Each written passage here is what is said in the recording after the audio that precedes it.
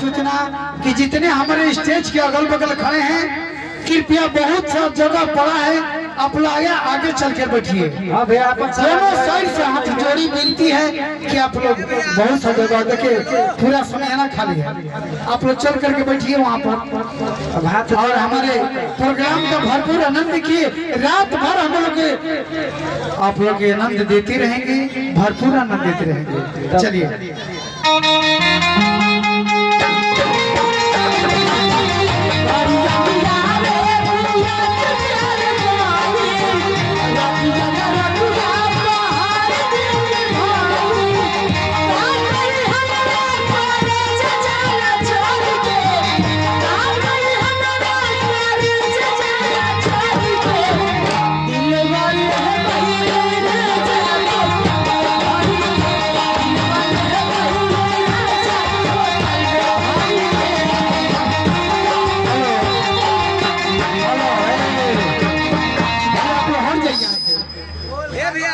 सभी लोग आगे चल के जब आगे बहुत जगह पड़ा है